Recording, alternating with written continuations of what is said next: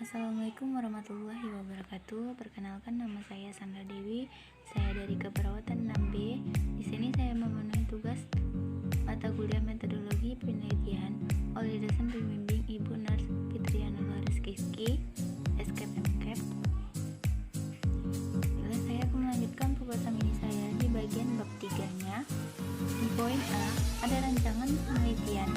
Ini adalah deskriptif dengan jenis penelitian kualitatif dan dengan pendekatan fenomenologi yang merupakan sebuah metodologi penelitian yang melihat pengalaman hidup individu berdasarkan pada persepsi individu tentang keberadaannya di dunia.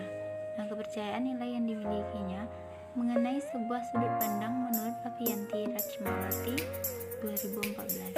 Nah, pendekatan fenomenologi ini akan didapatkan gambaran serta penjelasan secara menyeluruh.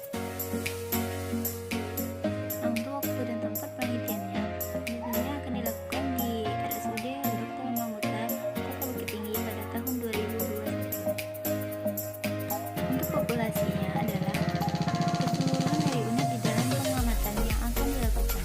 Nah, populasi pada penelitian ini adalah pasien yang menderita lupus diabetikum yang dirawat di RSUD Dr. Imam Mutar, Kota Bukit Tinggi pada tahun 2021. Untuk partisipan dalam penelitian ini diambil dengan teknik purposive sampling, yaitu peneliti menetapkan partisipan dengan pertimbangan atau kriteria-kriteria tertentu sesuai dengan kriteria inklusi dan eksklusi. Nah, maksud dari kriteria inklusinya yaitu yang pertama, pasien diabetes mellitus tipe 2 dengan lupus diabetes bersedia menjadi partisipan pasien dalam keadaan sadar dan kooperatif. Sedangkan kriteria eksklusi menurut Noto Atmojo tahun 2012, kriteria eksklusi ini adalah ciri anggota populasi yang tidak dapat diambil sebagai sampel kriteria eksklusi. Dalam penelitian ini terdiri dari yang pertama, pasien yang tidak bersedia menjadi partisipan, yang kedua, pasien yang tidak berkooperatif, yang ketiga, pasien dalam keadaan koma atau tidak sadar, yang keempat, pasien dengan paliatif.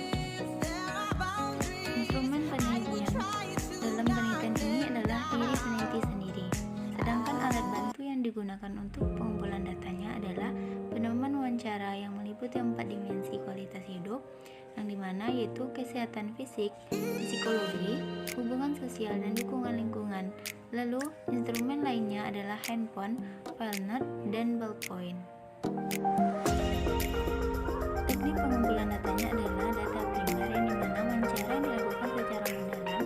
Yang kedua, observasi, peneliti melakukan observasi kepada partisipan di RSUD Kota Tinggi pada tahun 2021. Selanjutnya ada analisa data. Yang pertama, memberi gambaran pengalaman personal terhadap fenomena yang diteliti, yaitu peneliti mulai dengan mendengarkan deskripsi verbal partisipan, membaca dan membaca ulang deskripsi tersebut. Yang kedua, membuat daftar pernyataan yang signifikan. Peneliti menemukan pernyataan-pernyataan tentang bagaimana si para partisipannya mengalami berbagai pengalaman mereka yang dibuat dalam suatu daftar pernyataan-pernyataan yang telah dibuat signifikan. Nah, yang ketiga yaitu mengelompokkan pernyataan yang signifikan tersebut dikumpulkan dalam suatu data atau informasi yang lebih besar yang disebut unit meaning atau tema-tema. Yang keempat yaitu menuliskan deskripsi atau interpretasi apa yang dialami para partisipan terkait fenomena yang diteliti ini, yang disebut suatu deskripsi terstruktural tentang suatu pengalaman apa yang dialami dan dilengkapi dengan contoh-contoh verbatim para partisipan. Nah, yang kelima, bagaimana sih menuliskan pengalaman yang dialami partisipan? Ini yang disebut dengan deskripsi struktural, dan peneliti merefleksikan pada setting atau konteks fenomena yang diteliti yang dialami partisipan.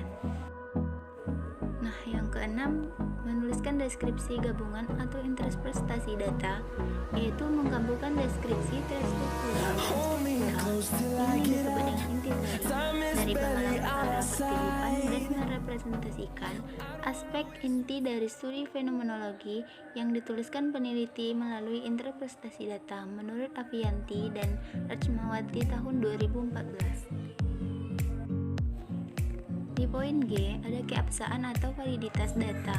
Yang pertama, member check atau feedback partisipan. Menurut Lincoln dan Guba tahun 85, menguraikan bahwa member check adalah peneliti yang mencocokkan pemahaman dan interpretasi data yang dihasilkan kepada pemahaman para partisipannya. Nah, peneliti dapat mengamati langsung berbagai reaksi para partisipan terhadap data yang dihasilkan.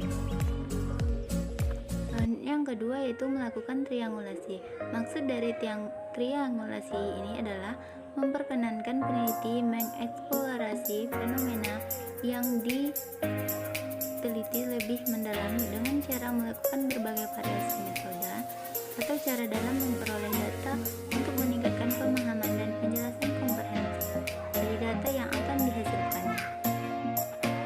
Selanjutnya, jenis triangulasi. Yang pertama, triangulasi data, yaitu peneliti menggunakan berbagai sumber data yang dapat digunakan selama riset. Dilakukan pada penelitian ini dengan menggunakan data yang didapatkan dari dokumentasi data di ruang intern Ambunsuri, RSUD Atmamutar, dan partisipan itu sendiri serta keluarganya.